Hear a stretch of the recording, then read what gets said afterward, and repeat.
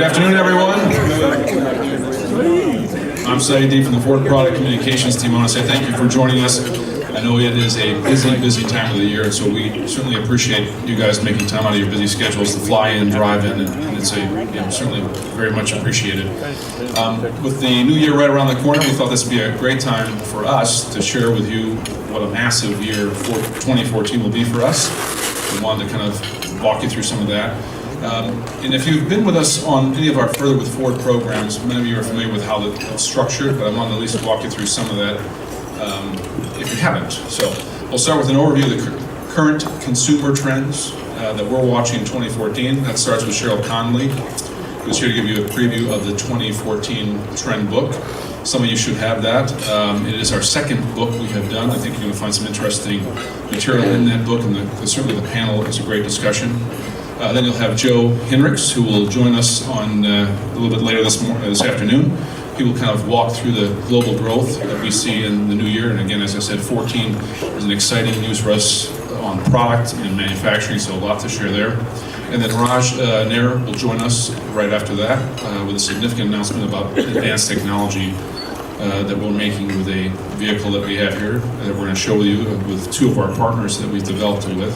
And finally, we'll give you an opportunity to take part in 5 product and technology news briefings right here on the campus of our Research and Engineering Center. So we've got a fantastic day. Nothing is embargoed, so everything you hear today is on the record and fair game. And then, of course, this evening, we hope you'll come back to the Conference and Event Center, where we are right now, and join us for our holiday party with our senior Ford executives as well. That begins at 6 p.m., so hopefully you can join us for that. So it's a full day. When I get things started, I'm going to kick things off, and please welcome our head of Global Trends and Futuring, Cheryl Connolly. So good morning, all. I want to begin by welcoming you to Dearborn and welcoming those who are watching our live stream of our second annual Trend Book through our partners at Cool Hunting. So I'd love to talk about the work that I do within Ford, because I feel like I have the greatest job in the company. I never look at the automotive industry. I don't talk about cars. My job is to look at social, technological, economic, environmental, and political arenas to try to understand what are the forces that are shaping the face of consumer demand.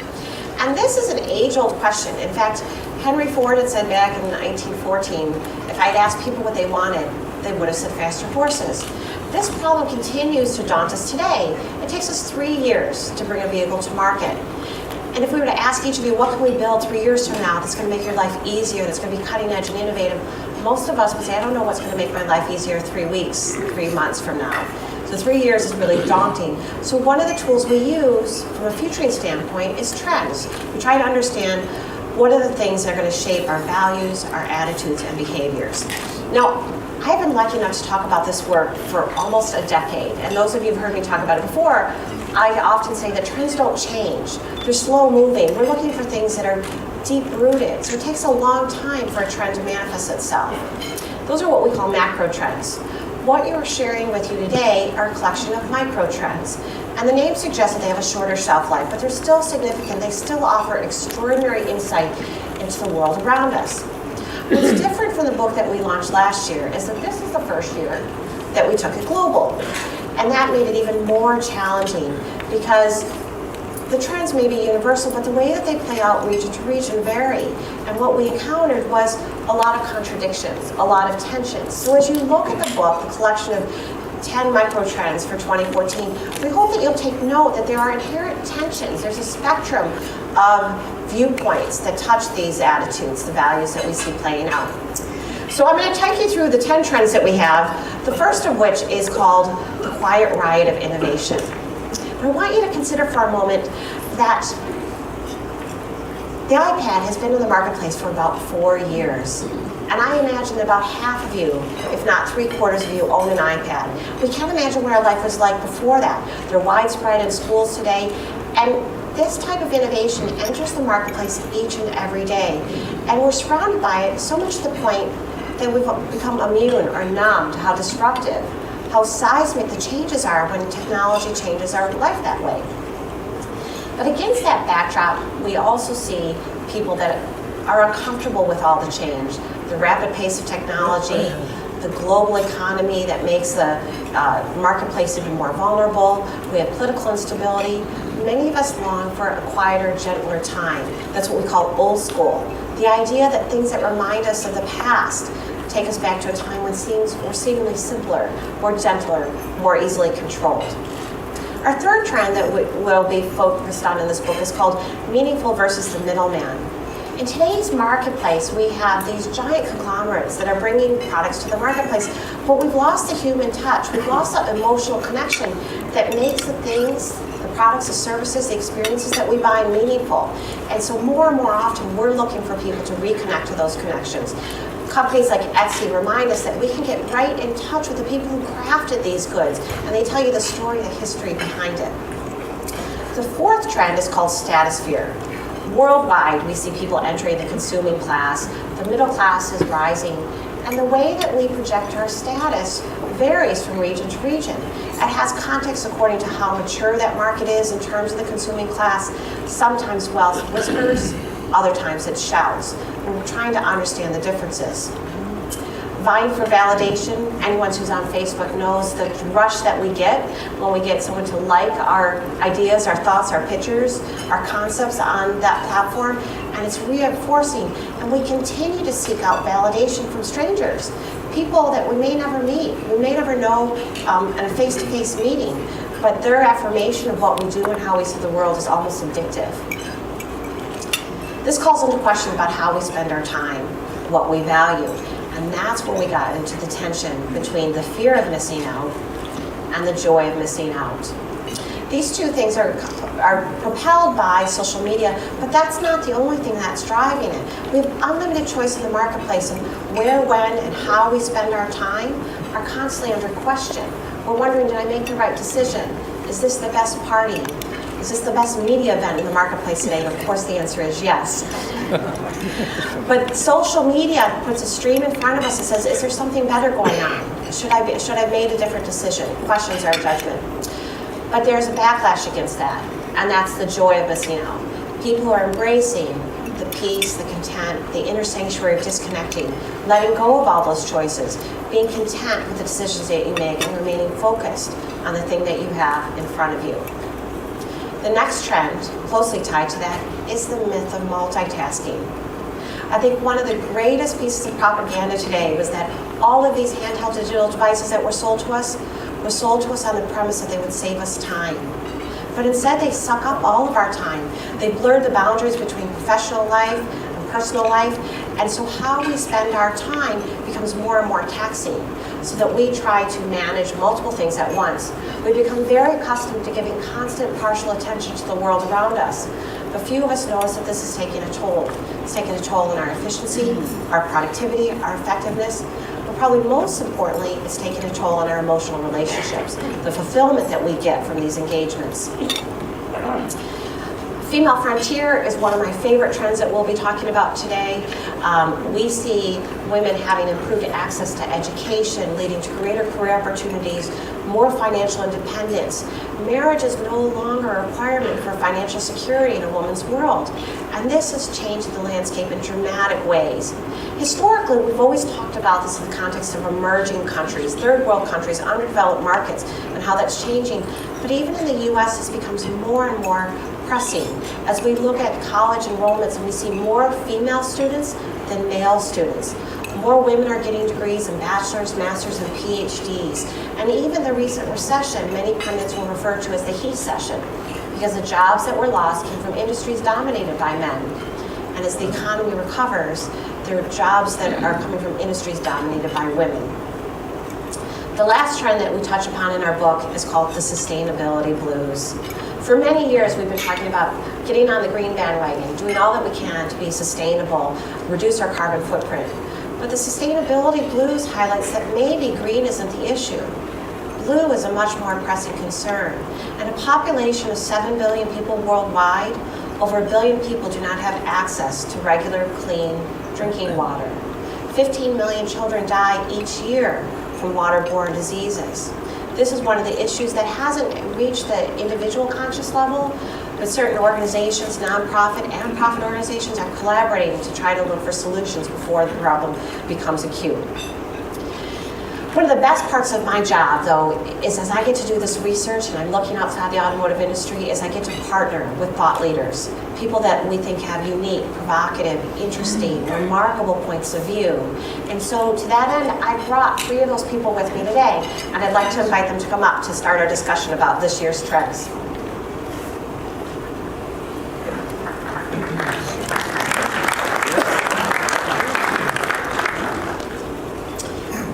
So I'm going to briefly introduce them, but then I'm going to let you tell each of your own stories. So we have Dan Creekmore, who is a group director at Facebook. We have a longtime friend, Debbie Hopkins. I've known her for quite some time now. We both met at a TED conference some years ago. She is the chair and the CIO of City Ventures. And Chris Riley and I go back even further than that. It's been almost a decade now. And he has had a variety of hats, but let's say he is one of the biggest, most strategic thinkers that's guided brands like Apple, Nike, and Samsung. So I can't do your bios justice, so would you give us 30 seconds overview about why you guys are so remarkable and provocative? Wow. Put it on Facebook. What a lead in. Yeah, exactly. Hi, Dan Creekmore. I've been with Facebook for 4 years now, which if that was at Ford, that wouldn't seem so long, but at Facebook, that's like decades. And predominantly focus a lot of my work with some of our bigger clients, Walmart, American Express being 2 of the notable ones. And previous to that, I spent the majority of my career at Nielsen, the media and market research company out of New York. Awesome. Debbie Hopkins. I'm the Chief Innovation Officer for Citi globally, and about 4 years ago decided the place to be was not Manhattan, but Silicon Valley, and that's where we founded City Ventures, where we're knee-deep in the disruption that's being really brought into this world. Prior to that, I was CFO of Boeing, Lucent Technologies, but my first job out of school was at Ford, and I was later at General Motors, so I'm a car freak. Happy to be home. Hi, I'm Chris Riley. I'm a strategic planner of marketing communications by trade, also a geographer and an insights kind of person, so I'm interested in research. I've done that work in the United States for 25 years, been at this business for 30. First of all with an advertising agency called Wyden & Kennedy, where I led strategic planning, and we took Nike around the world and Microsoft and worked with Audi and folk like that. Very importantly for me also a wonderful company called Uniqlo in Japan.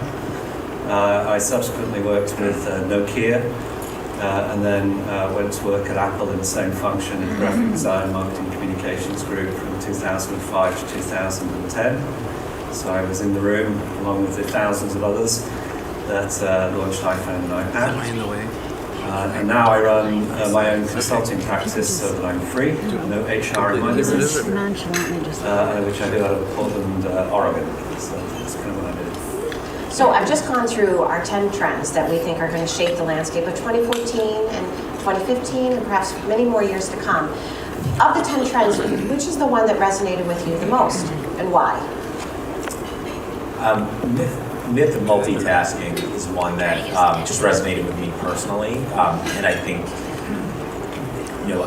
when you're at a company, sort of being at Facebook, there are so many directions you can run as an employee there. We have 1 billion users and we have a lot less employees and a lot of things that need to get prioritized to get done, and we generally move fast as a company. So not being overwhelmed by 20 different things and spreading yourself across those things is very important. It's important for being successful there and for really being able to accomplish things. So I'm a big fan of sort of prioritization and being able to do those things well. And I think it relates to a lot of the statistics you talk about, which are if you think you're doing 4 or 5 things at once, you're probably not doing any of them very, very well. So that's one that certainly resonated. So there's an infamous study that I love to cite that talks about that we did a control group test, and they said that you're more effective when you're high than when you're multitasking. So it gives pause. Yeah, I guess that's why I liked it so much. This past many of us reconsidering though how effective we are. So Debbie, what about you? What was your? Well, you can guess which one I'm going to pick. Definitely the female frontier. been a lifelong advocate for women as often the only female executive in the room. But I'm particularly interested as the coin of frontier.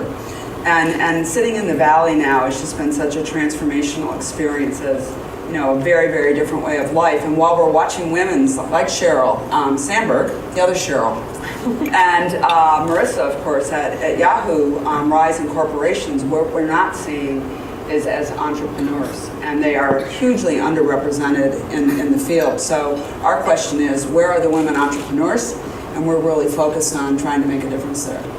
It's an interesting point because when the group of us helped prepare this book, we were very careful about the title of Female Frontier because we were trying to highlight that there are advances in women that are happening worldwide, but it's not even.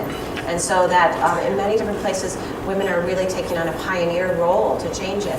But we also think it's important to note that change wouldn't be happening without the balance of men, reconsidering their role in society and the way that they kind of see their context relative to women.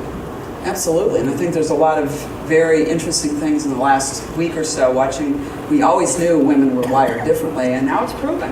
So that women's brains work side to side and men's brains work front to back, but we could go off for a long time there. So Chris, what about you? Favorite trend? I just need to say something about the female frontier as well, because I've just come off a piece of travel for one of my clients where I went to 11 countries in just under 3 months and was doing workshops. And what was intriguing in all these workshops, Singapore, China, Brazil, places like this, is how many very energetic women are taking leadership roles in these emerging economies, which I think is part of your analysis here, which is about you educate women, you put them in cities, things change, right? Better children, better economy. But anyway, it's just a very powerful thing. I actually chose the meaningful versus the middleman. Although I would say meaningful middlemen, if you like, because in my work, which has started off being all about big global brands speaking to large groups of consumers, and then they would scoot off and buy stuff, I've seen a real transformation in the way particularly the young relate to business. They want to relate to business in their locality with people who they feel are part of their community. So when you look at this analysis that you've made, you can really see that the middlemen, if you like, or the middle people, would be a better way of thinking about it. The middle people are the people who actually make business culturally, emotionally, socially relevant to the vast number of people. I live in Portland, Oregon, which is weird, I admit it. I'm the only person who's not high in Portland, Oregon. But we have a number of really interesting local retailers who are competing with national brands. We have Alma Chocolate is one we documented, another one called Polar Stuff that competes with North Face, that Nike is now partnered with. Because they recognize this. One of the best ways to get to that community is through a group of people who understand it and feel part of that community. So I think this kind of the meaningfulness of that interaction with the middle people is really, really an important trend. All right. So we're not going to have time to go through all 10. So I've picked 4 that I thought were particularly meaty that I'd like to unpack a little bit for our audience and then get your response. The first of which is the quiet riot of innovation. And so it's very appropriate that since you were one of the people that helped launch the iPad, that we took note that the iPad has been on the market for a relatively short period of time. That's incredible. And these changes happen every day. And today, as I said earlier, all it takes is like a garage and a great idea to become your own entrepreneur.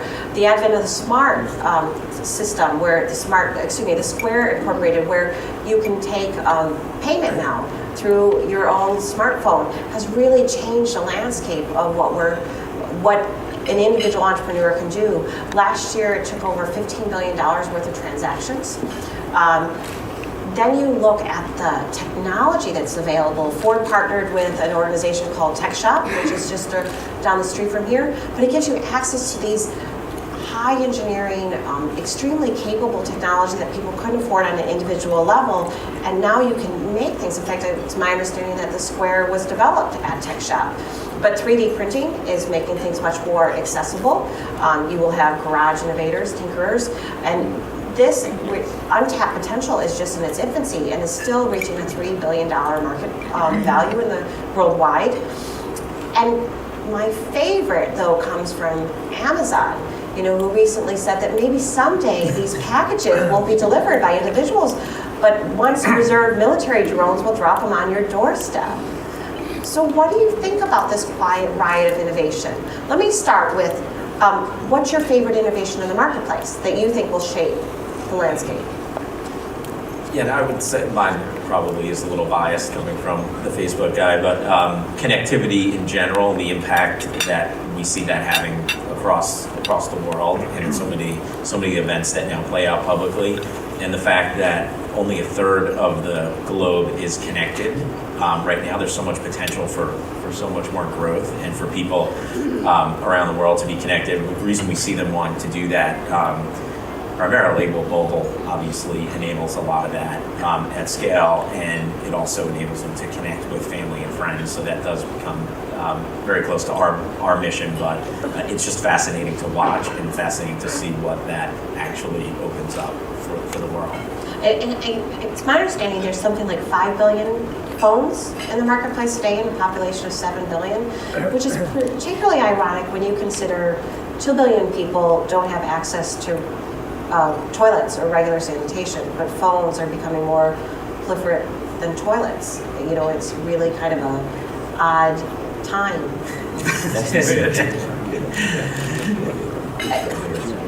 So we'll see how that'll play out. Debbie, what about you? I would definitely pick big data. I think you see a lot of it. It's on the cover of a lot of magazines, but it is very, very real. And what we're starting to watch in some of the companies we're getting to work with, it's going to be a game changer, because it's the ability to turn really, we've had come up with a new term. We used to talk about terabytes of data, now it's zettabytes of data. And it's the ability, because of the reduction in the cost of storage and the cost of and the speed of computing, to now be able to ingest massive amounts of information, but not look at it backwards looking, to be able to give real-time, relevant, individualized insights. And that will change all of our lives in a very significant way. Will it guide the drones to my door? Absolutely. And I just want to make sure the drones deliver the right stuff at the right time. I think it was a PR stunt. What do you think? I think it was a PR stunt. So what's your favorite innovation? I'm really interested in the way that around the world, young people in particular want to make their own things rather than buy off the shelf. Right? And so I got involved in a product called Kano, K-A-N-O. And our idea was to use a technology which was invented in Cambridge University at the science part there, called the Raspberry Pi, which you may have heard about, right? And so the brilliant thing about the innovation there is partly there's some kind of financial innovation going on that I don't understand, but they create the Raspberry Pi and they have an IP, so they just own the idea of the Raspberry Pi, am I correct? So what we did was we licensed the Raspberry Pi, which is like this tiny little microprocessor, and put together a computer kit which you can retail for around $99. So that was kind of interesting. But the bigger idea is what I call the majority world, which is out there, the next 5 billion people want to get on the internet, they want to do important things. And so we put out the notion that this was a kit for the entire world. So now you don't have to wait for Apple to produce a $2,000 laptop. You can actually make a $99 computer, and we ship it with Linux, and we ship it with YouTube and stuff like that. And we went on to Facebook 3 weeks ago, Kickstarter 3 weeks ago with a goal of raising $100,000 to then ship these $99 kits. And it just this week passed $1,100,000. And if you have a look at the people who are sending the money or signing up for the kits, they're from all over the world. And we work with Code Academy in New York, and they're working with the Indonesians. And so there's this innovation around enabling people to make their own things. of which Kano is a great example. So you can go and have a look at Kickstarter. It closes in 7 days. You can get Well, and to that point, I would say Kickstarter is, Kickstarter's probably one of the most amazing. interesting Oh, innovations great. in the marketplace because it's changed the whole equation about how you go to market and who can go to market. Right. So all of this innovation is wonderful, but does it have a potential downside? I mean, for instance, one of the things that I think about is that if technology advances so rapidly, it becomes more affordable. And I think about televisions. So if I wanted the fancy 4K television that was shown at CES last January, maybe I'll wait till next December when it becomes more affordable. But as it becomes more affordable, it'll now compete against the 5K or the 6K or the 7K. So could innovation actually keep people out of the marketplace? I don't know, Apple's got me addicted. I fall for it every single time. It's good. I know, 'cause you were People at get anxious about this, but it doesn't seem to have a negative impact. I mean, it is unnerving to see rich people get a lot of cool stuff and poor people not get enough good stuff. That's unnerving, but that's a social issue, I think. I think innovation in and of itself is innovation. It works at a certain pace. I think there are other issues that current kinds of innovation are revealing. When we talk about big data, we also talk about privacy. Right, so privacy is going to become one of the most important social concepts in our lives. It will. That's because of innovation. So there's upside, drones delivering pizzas, and there's a downside, which is the wrong people know too much about it. And so there are downsides, but it's like there was a downside in making the motor car, there was a downside in making the airplanes. Well, that highlighting that tension is a great segue to our next trend, which is old school.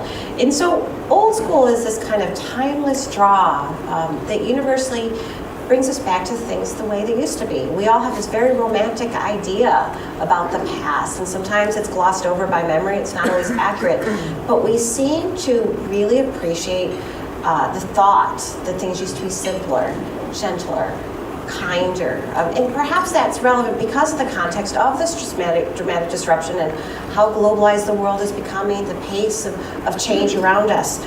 If you were to apply this to the consumer market, we know that 74% of adults would say that worldwide that it's hard to find products that are truly special.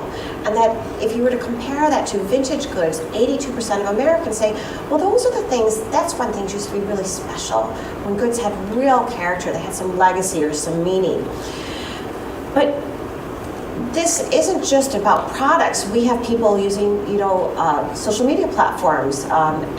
63 million pictures are tagged through Throwback Thursday, where people put up embarrassing photos of bad hairdos, about things that used to be. What is it that explains this timeless draw of nostalgia? Why does it have universal appeal to us?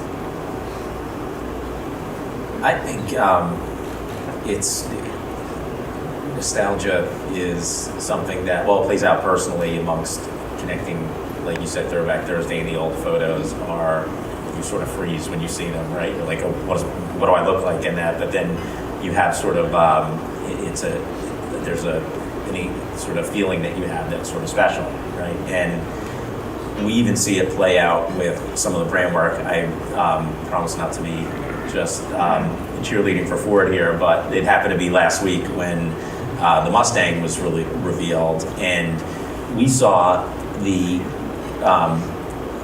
stories that were shared on Instagram about people's feelings about the Mustang. To me, were startling. I worked with lots of companies on Facebook, and I've rarely seen that kind of passion.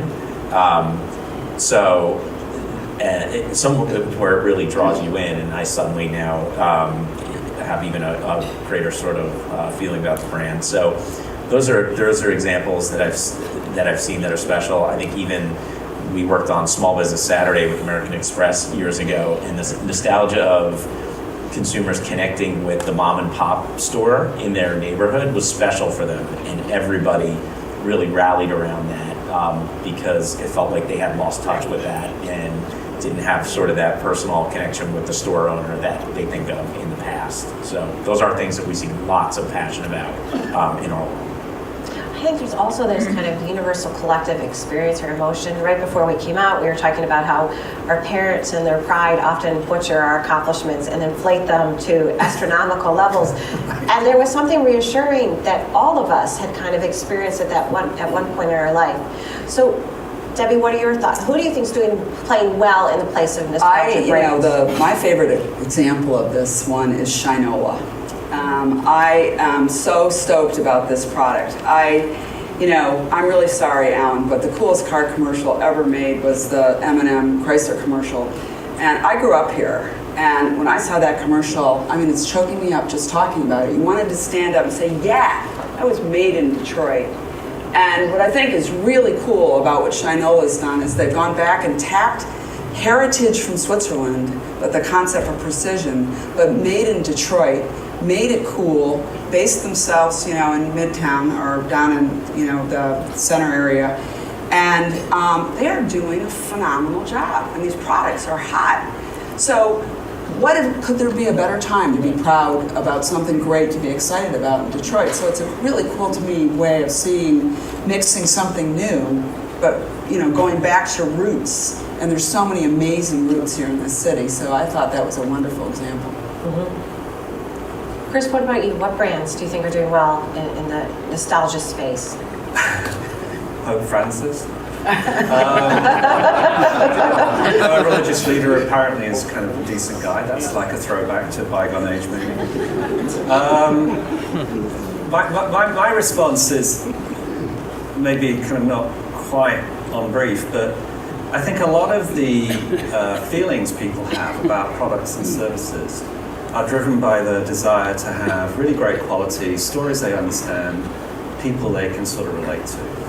And as we cruise towards the end of the mega mass market, that was lost.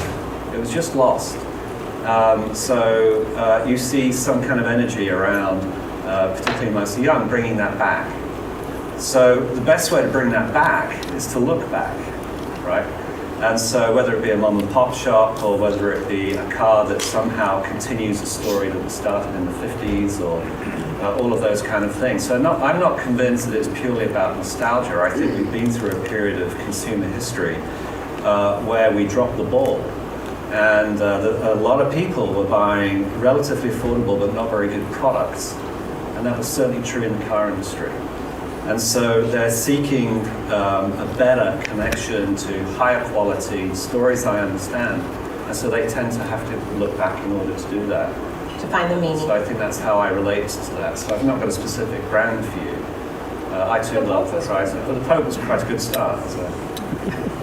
So let's move on to buying for validation. So we are in the era of individuality, right? We embrace what makes us unique. Nonconformist is kind of the call of the day, and we love to share our story. We tell what we ate for lunch, where we're going for a holiday, what we bought on Black Friday. But as we can craft our identity online and seek the information of others, sometimes we scrub ourselves to the point that we are not true to who we really are. So we have selfies that have become very popular nomenclature of you taking your own image. And those of you who listen to the news today, President Obama is getting a great deal of coverage for having taken a selfie during Nelson Mandela's funeral. But selfie has worked its way into the Oxford Dictionary. It is part of the lexicon of modern times. So as people kind of portray themselves and are thinking very much about their identity and how they want to show themselves, we also know that there's a loss of authenticity. And this isn't just an American phenomenon, this is worldwide. Our data shows, this sentiment that we aren't exactly our truest self when we're publishing who we are. So how do we deal with this? I mean, if we're addicted to this idea that I want to portray myself in the best light possible, and if you affirm what you see, then I'm only going to continue to show you my best shiny self to reinforce my own ego. How does that play out? I mean, what does that mean for us in the marketplace? Why do you think we're so drawn to the validation of others? Let's start with Chris. Have you seen that one of the best-selling cameras in China is made by Casio. It's a little portable camera. It's $700. It's an expensive product. But its unique attribute is it has a lens that makes your eyes bigger. Right? So if you do a selfie, you could get like anime Japanese cartoon eyes. Right?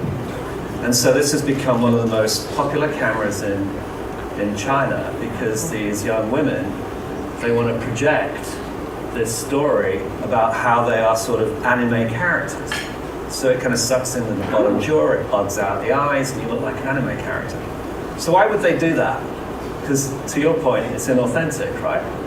But I think to their point, it's just another story that I can attach my own identity to. It's not that complicated, it's just a game, it's fairly trivial, it's not as serious as perhaps philosophers like cultural anthropologists might make it. So I think that the reason, a lot of this is not new behavior, whether or not you choose to wear a leather jacket or decide not to wear a sport coat. These are all methods by which you craft narrative around yourself, and in social media, we're just extending that in a dramatic way. So I think there's a lot of scariness around it if you listen to old anthropologists. But if you talk to young anthropologists, they're less anxious about it. But it's just a normal human behavior to me. Good. Well, this is closely tied to kind of this idea about image, where we spend our time, to our final trend. And we're really talking about the tension between FOMO and JOMO. FOMO being the fear of missing out. So it probably doesn't need a lot of description, but we find that younger Americans are almost twice as likely as older Americans to feel like they're missing out on something when they see pictures of other people having a great time on some social media platform.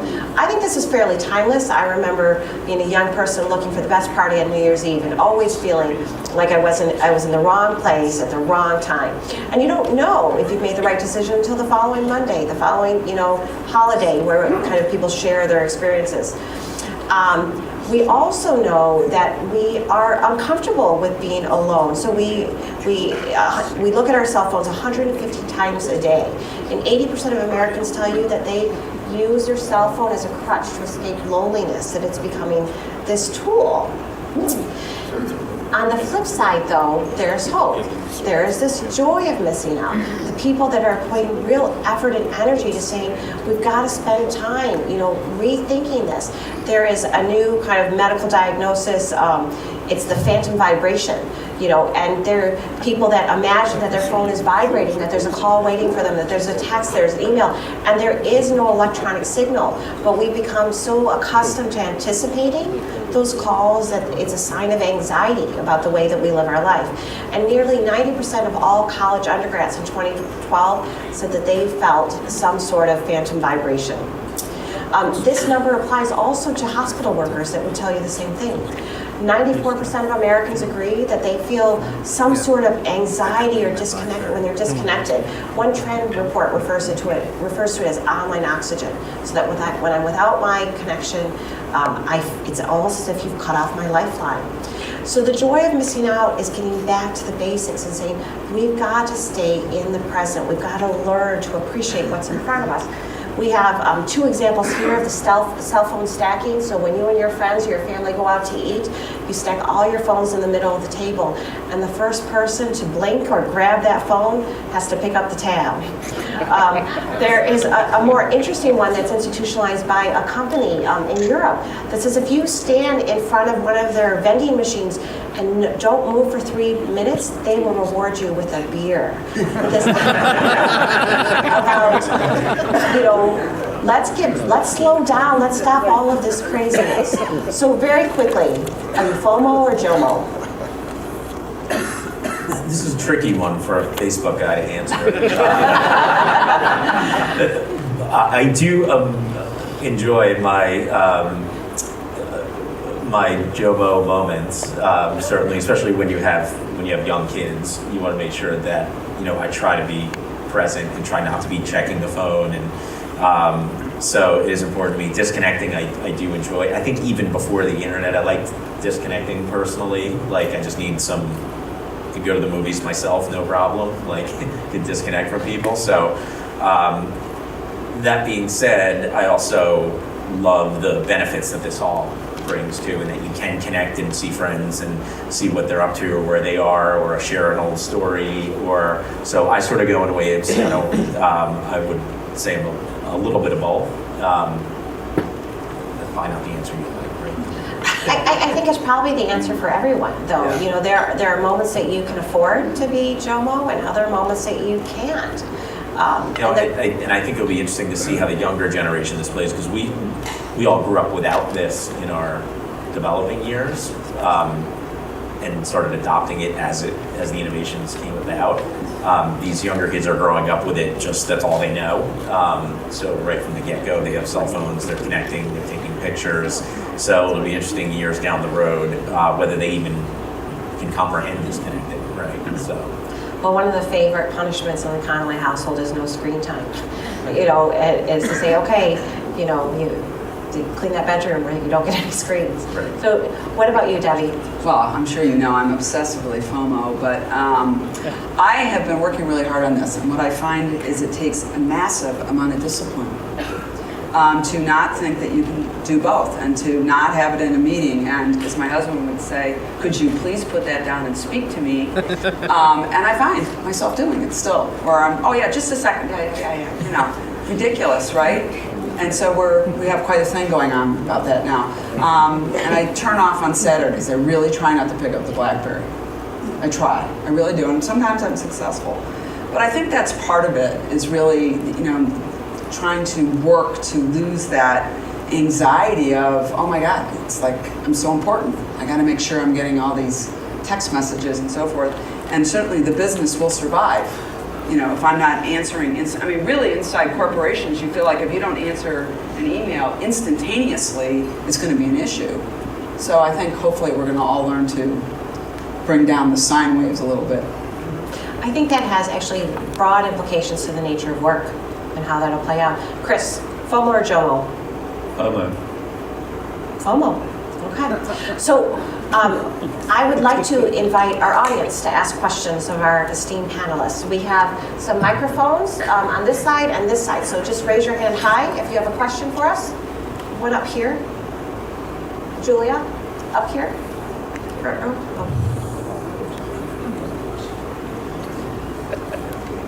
Simple question, but let's put this into context. We're talking automotive today. So which of these trends will change the automotive world, and for better or for worse? So you may recall that I said that these are micro trends, and so we don't know how long of them will have staying power. The one that I have my bet on is this battle between FOMO and JOMO. The context of, do you want your car to be a hub of productivity and connection, or do you want it to become a sanctuary? And I think that we have to have technology that supports both. So we have all this discussion about distracted driving, and we have My Ford Touch and Sync that are designed to keep your hands on the wheel, your eyes on the road.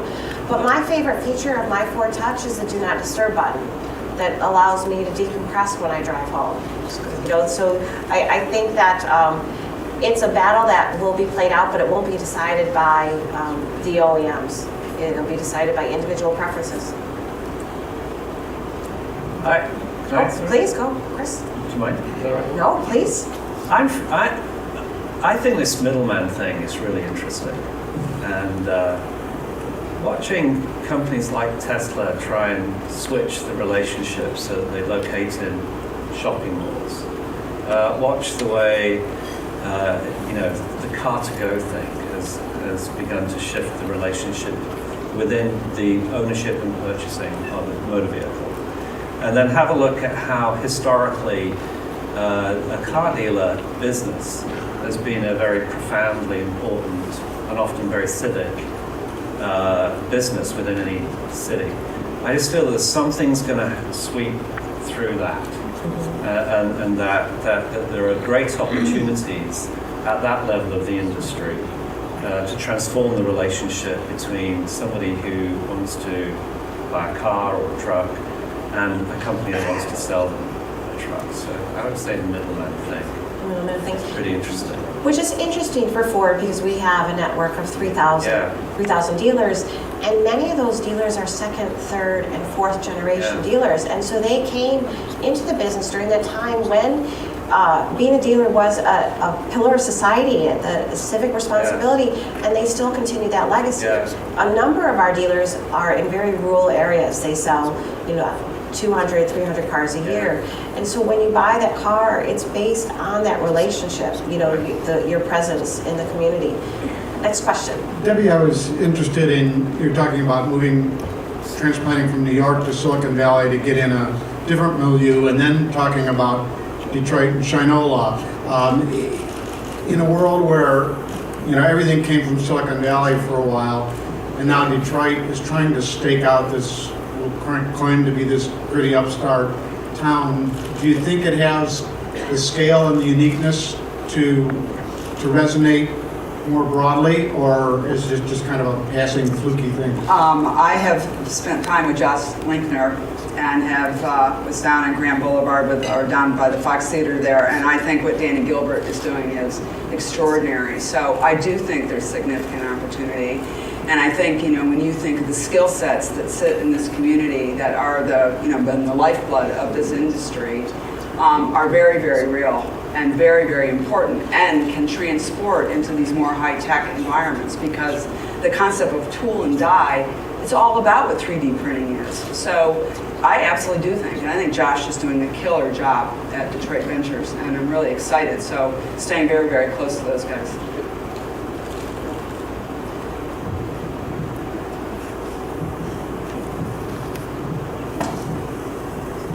G'day, my name is Jacob, I'm from Autos.ca, and I was wondering, the concepts that we talked about and the emergent trends that we talked about, particularly like 3D printing and some of the other technologies, are they going to improve or increase the economic duality that we're seeing, that trend, that economic trend? How did you find that you matched those social trends that we've talked about today to that economic trend? I think it's positive. I mean, frankly, what Kickstarter has been a perfect example of that. We're taking down barriers to entry so that people can enter. So if you were doing a tech startup, typically you had to go absolutely straight to a VC or somewhere to raise $10 million to put up a data center. Now you just write Amazon a check. So we're changing that whole dynamic so people with really great ideas can get to market much more effectively and much quicker than they could before. So I get excited about that. I don't know about you, Cheryl, but I think it is exciting. To the extent, one of the examples you'll see in the book is that 3D printing is being used as an application for human tissue donors, and organ donors, so that the shortage may no longer be an issue sometime in the future. My limited understanding about 3D printing is that next year a major patent expires on it, so that 3D printing, the quality of it will increase and it'll be even more accessible than it already is. I think the power of the wisdom of crowds, the open source, that collaboration that's taking place means that that quiet riot of innovation will continue, and hopefully it'll be to the betterment of mankind. And hopefully that will not leave anyone behind, that the people at the base of the pyramid will eventually, these things will be democratized in a way that improves the quality of life for all. One rhetorical question, perhaps. When did they stop calling it stereolithography and start calling it 3D printing? A couple of the trends that I think are interrelated, Deborah mentioned the female frontier. Interesting that the universal symbol for a female is a stick figure wearing a skirt, and very few of the women in this are. I think about, you mentioned too, the regionality. You've got probably the world's fastest growing religion, and throughout a large portion of the middle part of our world are distinctly anti-female. Now, is this maybe part of old school in its worst sense? How do we kind of get that huge percentage of our population to recognize that it's not the 15th century anymore? That's going to be a huge social issue, I believe. That sounds right up Chris's alley. That's right up my alley, brilliant. What a traveler that you are. It's just the way you wrote it in the note you gave. Yeah, it's. I travel a lot, and I travel to these countries a lot, and